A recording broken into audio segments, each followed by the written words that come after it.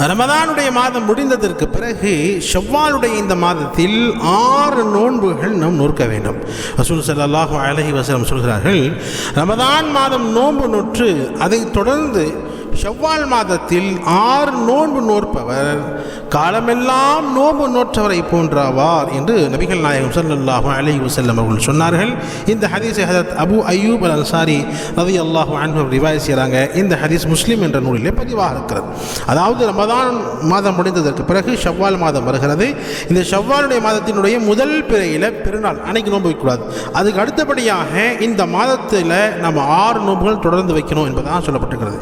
இப்போ இந்த மாதத்தில் இந்த நோன்புகள் தொடர்ந்து தான் 6 நோன்பு வைக்க வேண்டுமா, அல்லது இந்த மாதத்தில் விட்டு விட்டு நம்ம நோன்பு வைக்கலாமா? அதாவது ஷவ்வால் மாதத்துக்குள்ளே விட்டு விட்டு நம்ம நோன்பு வச்சுக்கலாமா? ஒரு நாள் விட்டு ஒரு நாள், அல்லது 2 நாள் விட்டு, அல்லது 4 நாள் விட்டு ஒரு நோன்பு, அந்த மாதிரி வச்சுக்கலாமா இந்த 6 நோன்புகள் என்பதான் ஒரு கேள்வி வரும்.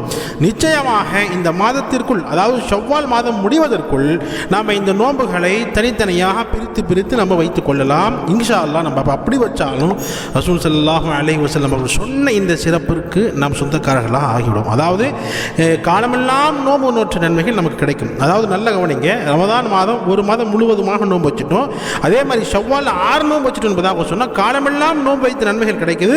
அதாவது வருஷம் பூரா நோன்பு வைத்த நன்மைகள் நிச்சயமாக கிடைத்துவிடும். அல்லாஹ் அதற்குரிய பாக்கியம் தருவானாக. இது 1வது. 2வது விஷயம், ரமதானுடைய மாதம் முடிந்திருக்கிறது என்பதாக சொன்னால் ரமதானுடைய மாதத்தினுடைய நோன்புகள் மட்டும்தான் முடிஞ்சிருக்கு. நோன்பு மட்டும் ஒரு மாதம் நம்ம வைக்கணும், அந்த கடமை மட்டும்தான் முடிஞ்சிருக்கு. ஆனால் தொழுகையினுடைய கடமை என்பது இது மௌத்து வரை இருக்கிறது. அல்லாஹு அக்பர். நம்ம மௌத்து வரை தொழுகை விடாமல் தொழுக வேண்டும், இல்லையா? ரசூல் ஸல்லல்லாஹு அலைஹி வஸல்லம் சொன்ன கடைசி வார்த்தை கூட ஸலா ஸலா ஸலா.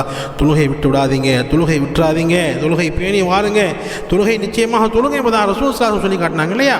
அப்போ நம்ம ரமதான் முடிந்திருக்கிறது என்பதாக சொன்னால் நோம்புடைய கடமை மட்டும்தான் முடிஞ்சிருக்கே ஒழிய தொழுகை கடமை நிச்சயமாக முடியவில்லை. மௌத்து வரை தொழுகணும். எனவே ரமதான் முடிஞ்சவனே பல பேர் இன்னைக்கு என்ன செஞ்சுட்டாங்க என்பதாக சொன்னால் தொழுகை அப்படியே ஸ்டாப் பண்ணிட்டாங்க. அல்லாஹ் மன்னிக்கணும், தொழுகை விட்டுறாதீங்க. தொழுகையில் தான் அல்லாஹ் வெற்றியை வைத்திருக்கிறான், தொழுகையில் தான் அல்லாஹ் மன நிம்மதியை வைத்திருக்கிறான்.